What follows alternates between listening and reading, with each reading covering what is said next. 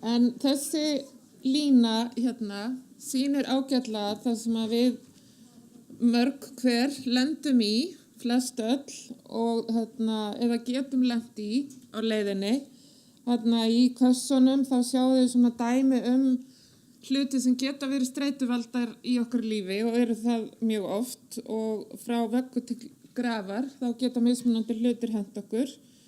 Við getum átt erfiða æsku, við getum upplifað einelti, síðan koma allar þessar lífsbreytingar sem að hefur verið minnst á hérna í dag, sem að geta líka verið streituvaldandi þó í eðli sínu séu þær jákvæðar.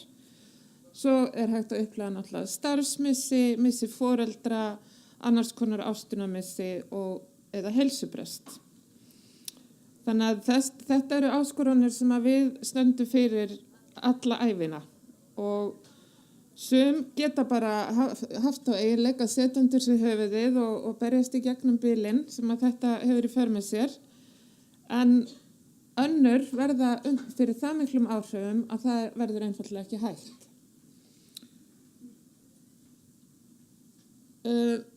En undirliggjandi forsenda þess er að við vitum að áföll hafa áhrif á sálarlíf okkar og líkamsstarfsemina, og þetta er bara búið að sanna að þetta er efnafræðilegt, því að einstaklingur sem er undir miklu álagi, hann framleiðir meira af streituhormónum, og sú hormón geta haft áhrif á fjölmarga ferla líkamans, náttúrulega geðheilsu, en líka hluti eins og ónæmiskerfið.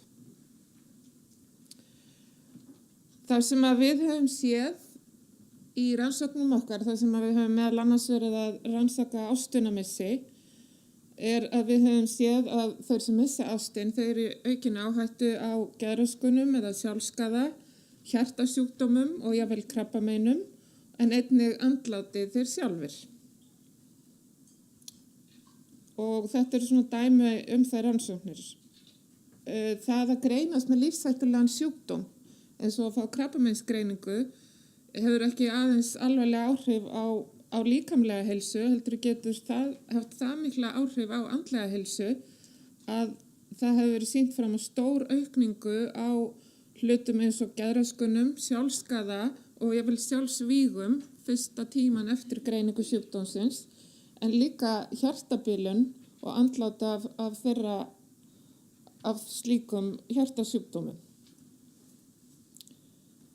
Við gerðum talsvert margar rannsóknir í kringum íslenska efnahagshrunið, og eins og við munum flest öll hér inni, sem við muna jafnvel hvar þeir voru þegar hlusta á Geir Haarde flytja Guð blessi Ísland ræðuna. En þetta var náttúrulega gífurlegt áfall sem slíkt fyrir samfélagið, og ekki síður þær þrengingar sem að margir upplifðu eftir það. Þannig að við gátum með okkar góðu gagnagrunnum, þá gátum við rannsakað svona fyrir og eftir heilsu út frá ýmsum þáttum. Við sáum til dæmis að það var mun hærra streitustig eftir árið 2009 heldur en 2007, og þarna voru að nota gögn sem hefði verið safnað hjá embætti landlæknis, en þessi aukning átti sér einungis stað meðal kvenna en ekki meðal karla. Og þetta fannst okkur mjög áhugavert, og útskýrum þetta svolítið svona með svipuðum hætti, og Vigdís var að nefna hérna áðan að konur eru jafnvel bara undir meira álagi og með fleiri bolta á lofti, og þá þegar það kemur eitthvað svona eins og þetta blessaða efnahagshrun, að þá fer bara allt á hvolf og kona brotnar. En við höfum líka sáum líka aukna áhættu á háþrýstingi á meðgöngu, og þarna gátum við notað fæðingaskrá og fæðingu léttbura.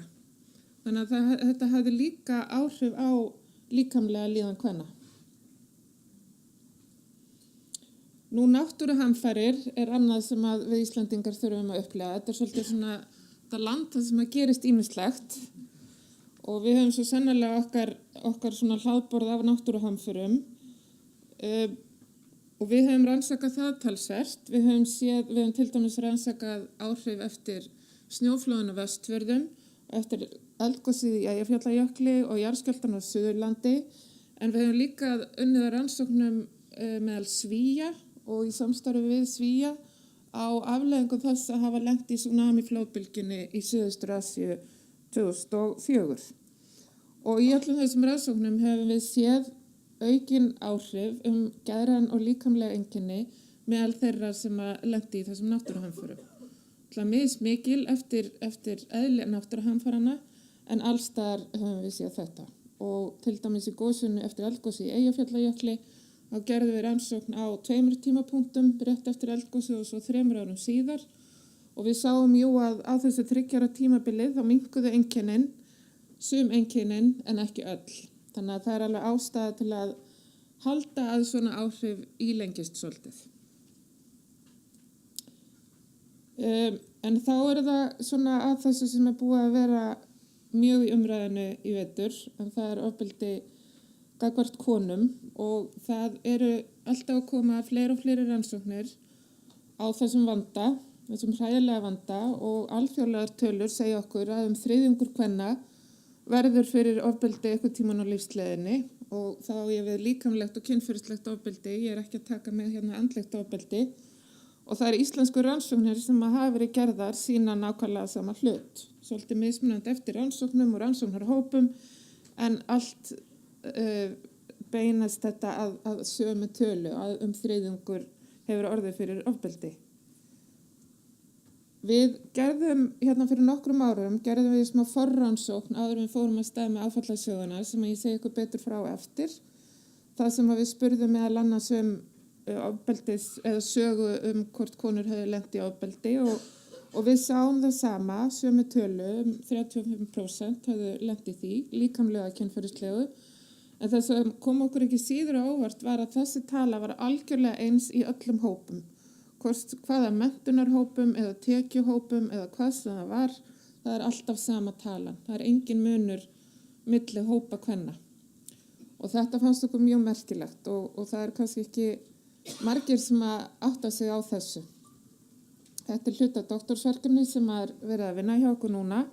Það sem við sjáum, eða sjáum þarna súluritið að bláa súlan eru þær sem ekki hafa upplifað ofbeldi og rauða eru þær sem hafa upplifað ofbeldi og tíðni þess að vera með áfallastreituröskun. Og þið sjáu bara hvað rauða súlan er miklu, miklu herri, heldur en svo bláa.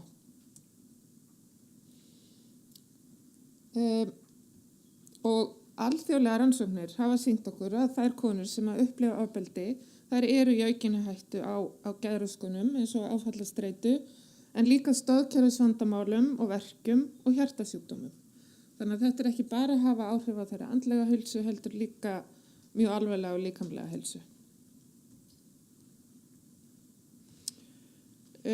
Það var líka gerð rannsókn á konum sem að hafa komið á neyðarmóttöku vegna kynferðisofbeldis og þeim fylgt eftir þegar þær fóru að eignast börn og þær bornar saman við konur sem ekki hefur leitað til móttökunar og þar komu ljós að þær konur sem hefðu lent í nauðgun eða kynferðisofbeldi samkvæmt gráningum neyðarmóttökunar. Þær konur á meðgöngu voru líklegri til að reykja, líklegri til að fá meðgöngursýkursýki. Í fæðingin þá var aukin áhætta á lengra stigi fæðingar eða hafa þurft einhver íhlutandi inngrip og börnin fæddust frekar fyrir tíman, þau fæddust léttari og voru líklegri til að lenda inn á vökudeild. Þannig að þarna sjáum við að þessi ofbeldisreynsla konu er farin að hafa áhrif á afkvæmin hennar líka. En það sem að við náttúrulega eins og við vitum að flest okkar lenda í áföllum einhver tíman á lífsleiðinni og sumir upplega heilsubrest en aðrir gera það ekki. Þannig að þarna verðist vera eitthvað sem við þurfum að skilja betur. Það fara ekki allir í sömu átt eftir áfall. Sumir jafna sig til að vel og hratt, aðrir gera það alls ekki. Og þetta er eitthvað sem við þurfum að skoða. Hér sjáum við smá svona útskýringamynd á því hvernig þetta getur gerst, að við upplifum eitthvað áfall og þeir sem að upplifa áfallastreituröskun sem að eru mjög alvarlegt einkenni fyrir þá sem ekki þekkja, það er að endur upplifa áfallið, flýja frá hugsunum sínum og aðstæðum tengdum áfallinu, ofur árverkni, breytingar á skapi og svefnvandamál, þannig að þetta geta verið mjög alvarleg einkenni og út frá þessu getur þróast ýmsu sjúkdómar aðrir. Þetta er svona þessi stóra mynd sem við erum að vinna með. Því að það sem hefur líka sést í öðrum rannsóknum að þeir sem að fá áfallastreitu eða PTSD, þeir eru í aukinni áhættu líka á sjúkdómum eins og sjálfsofnæmissjúkdómum, hjartasjúkdómum og krabbameinum. Og svo er það þessi mynd sem að ég þarf nú kannski ekki að sýna mikið fyrir ykkur hér, en það er þessar ástæður örorku, þetta eru tölur frá 2012, sem að eru langhelst vegna geðraskana eða stoðkerfi sjúkdóma. Og þessi stóru bitar þarna í kökunni, það er búið að sýna einmitt og þetta geta verið útkomur eftir áfall. En ég er svona búin að lýsa fyrir ykkur þessum rannsóknum sem hafa verið gerðar, bæði af öðrum og okkur, og það sýnir okkur bara mikilvægi þekkingasköpunar, hvað rannsóknir eru mikilvægar til þess að við getum fullyrt hvernig heimurinn er og reynt að breyta honum, öðruvísi getum við ekki gert það. Og hérna á Íslandi þá höfum við bara ótrúlega góð tækifæri til að rannsaka. Þó að við séum fá, þá er auðvelt, þar með orðið auðvelt að ná til heillra þjóðar. Við upplifum mikið af atburðum, þá bara eins og að vísa í náttúruhamfarirnar og efnahagshrunið og svona, en við höfum líka aðgang á ótrúlega góðum heilsufarskrám. Við höfum kennitölur allra landsmanna, við getum fylgt öllum eftir til dæmis sem lenda í ákveðnum eins og náttúruhamförum eða einhverju álíka og fylgt þeim eftir í okkar heilsufarskrám. Og þetta er einstakur efniviður. Þetta er bara hægt á Íslandi og öðrum Norðurlöndum að gera þetta sem við getum gert og það er út af þessu kennitölunni og okkar frábæra skráningakerfi. Og þarna sjáum við bara smá yfirlit yfir þær skrár sem að hægt er að nota og við höfum verið að nota í okkar rannsóknum. En þarna sjáum við hvað er hægt að fá skýra og góða mynd af mjög mörgum heilsufarsútkomum. En við viljum meira. Þarna er engin áfallaskrá. Það er ekki takt að sjá þarna hverjir hafa lent í áfalli eða ekki. Og við fórum þess vegna út í þessu stóru rannsókn sem heitir Áfallasöga kvenna, Vísindarannsókn Háskóla Íslands. Við höfum verið að undirbúa hana í mörg ár, þannig að þetta er engin tilviljun, en þarna alveg samt ótrúlega tímasetning að þetta komi núna í kjölfarið á MeToo-byltingunni, finnst okkur. En í rannsóknarhópnum eru allar konur sem eru búsettar á Íslandi. Þetta eru 110.000 konur, þannig að við erum svolítið uppteknar þessa dagana að reyna að ná í allar þessar konur. Við erum að safna gögn núna í vor og munum halda því áfram í haust. Þar sem lykilspurningar okkar rannsóknar eru bara fyrst og fremst hver eru tíðni áfalla og ofbeldis í samfélagi okkar meðal kvenna. Hvaða áhrif hafa þessi áföll á líkamlega og sálræna heilsu, en ekki síður þetta sem ég nefndi, þarna hvað útskýrir, hvaða leið við förum eftir áfall, hvaða þættir útskýra heilsufar eftir áfall. Og við vitum orðið svolítið umhverfisþættina, það er að segja að félagslegu stuðningur er mikilvægur, það skiptir miklu máli að hafa góðan fjárhag og svo framvegis. Við vitum samt ekki nóg það og svo er mjög lítið vita til dæmis hvernig erfðir okkar spila þarna inni. Sem er mjög glænýtt rannsóknarsvið en er mjög spennandi að fara út í. Og önnur samstarfskona mín fekk risastóran styrk frá Evrópska rannsóknarráðinu hérna í fyrra til 5 ára til að rannsaka akkurat þetta í sambandi við erfðirnar. Og hluti af því var að fara út í þessa rannsókn. Þetta er einn stærsta vísindarannsókn á heimsvísu á þessu sviði, vil ég segja. Og náttúrulega stærsta vísindarannsókn sem hefur verið gerð á íslenskum konum og niðurstöður hennar, ef vel tekst til, þá er hægt að nota þær við að skilgreina umfang vandans, beina þjónustu að þolendum til að minnka mögulegan skaða og náttúrulega stuðla vitundarvakningu í samfélaginu sem er full þörf á algengi og vægi áfalla og ofbeldis, bara svona eins og við erum að gera hér í dag, að spá í þessu samhengi, en líka til forvarna gegn ofbeldi og heilsufarsáhrifum þess. Og ég ætla bara að kynna rannsóknina stutt fyrir ykkur. Það er kona tekur þátt með að skrá sig inn á þessa heimasíðu í gegnum rafræn skilríki eða íslykil. Hún tekur þátt með að svara spurningalista þarna á netinu og hann er ansi ítarlegur, en þetta viljum við vita mikið um áfallasögu og heilsu. Það tekur svona hálftíma cirka pluss mínus að svara honum. Ég ætlaði sérstaklega vekja athygli ykkar á því sem við erum að spyrjum í þessum spurningalista, því að mér finnst að tengja svo mikið umræðefninu sem við erum að ræða hér í dag. Við erum með mjög ítarlega spurningar möguleg áföll, bæði í æsku og lífsleiðinni.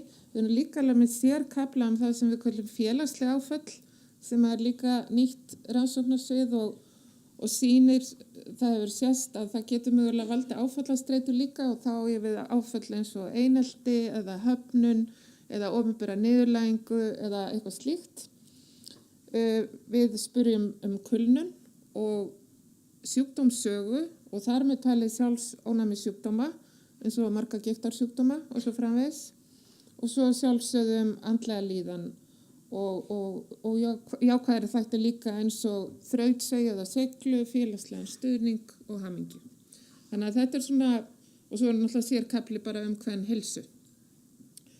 Þannig að þetta ansi ítarlegt og tók langan tíma að þróa, en þetta gefur okkur tækifæri að líka framkvæma eftirfylgdarrannsóknir, að geta haft samband við konurnar aftur og spyrja þá kannski meira lífstílinn, hreyfingu, mataræði og annað sem tengist náttúrulega mjög heilsu, og að tengja líka við aðrar heilbrigðisupplýsingar sem við höfum aðgang að, þessi stóru gagnasöfn sem við búum yfir. Og þetta gert líka í samvinnu við Íslenska erfðagreiningu, erfðafaktorinn í þessu, en líka allir þessari heilbrigðisgagnagrunnar sem ég nefndi. Og sjálfsög ég vil taka fram að allar svona tengingar fara alltaf fram á dulkóðu formi, og öll rannsóknin er gerð samkvæmt ítrustu reglum bæði persónuverndar og vísindasiðanefndar, og við höfum leyfi beggja. En þetta svona líka það sem ég leggja mjög mikla áherslu á, að þetta heyrum við stundum frá konum, ég þarf ekki að taka þátt, ég hef ekki upplifað neitt áfall. En við þær vil ég segja að það rosalega mikilvægt að fá svör frá öllum konum, hvort sem þær hafa upplifað eitthvað eða ekki. Og svo það nú þannig, og þær hafa nokkrar sagt það við okkur að þær uppgöta kannski þegar þær svara listunum, jú, ég hef alveg upplifað slatta eða erfiða hluti eða eitthvað, og þá lærir maður eitthvað sjálfan sig í leiðinni. Þannig að við erum ótrúlega bjartsýn bara að það verði hægt að nota þetta til þess að bæta úr hlutum eins og við erum að tala í dag og annars staðar í samfélaginu, og eins og ég nefndi áðan þá alltaf traust þekking grunnforsenda þess að við getum breytt heiminum. Það svona stefið sem við erum svolítið að vinna með, og þarna skiptir náttúrulega stuðningur almennings og góð þáttaka gríðarlegu máli, því að annars verður ekkert gagn í þessu. En þetta fer mjög vel að stað, eins og Sirri nefndi hérna áðan að nú eru komnar 15.000 konur inn í rannsóknina, og við höfum nýhafið hringingar í konur svona til að hvetja þær enn frekar til að taka þátt, og það gengur bara mjög vel líka. Og mér langar bara svona að segja við ykkur sem eru hér að ef þið ekki búin að taka þátt og finnst þetta jákvætt og mikilvægt að endilega drífa í því, og líka hvetja aðrar konur í kringum ykkur til að gera það. Og karlmenn geta einmitt hvatt konur í sínu lífi líka til að til að taka þátt. Sækjum. Það engin umsókn hérna inni. En þetta svona stóra myndin sem við erum alltaf að skoða, og hvernig áhrif áföll hafa á heilsu, og við vitum orðið talsvert, en við vitum ekki nóg, og við viljum vita meira. Við viljum líka með því að við trúum því að aukin þekking geti mögulega dregið úr þessum áhrifum, eða ruglað í þessu sambandi, eða einhvern veginn deyft áhrifin af áfalli yfir á heilsu. Og með svona aukinni þekkingu getum við skoðað hvort til dæmis hlutir eins og að undirbúa viðkomandi betur undir áfall, eða veita meiri stuðning eða meðferð í kjölfar áfalla, jafnvel greina, skima fyrir áfallasögu þegar fólk kemur á heilsugæslu eða eitthvað slíkt, geti minnkað og deyft þessi áhrif. Og þetta minn frábæri rannsóknarhópur, og við erum öll að vinna þetta saman, og ég þakka bara kærlega fyrir mig.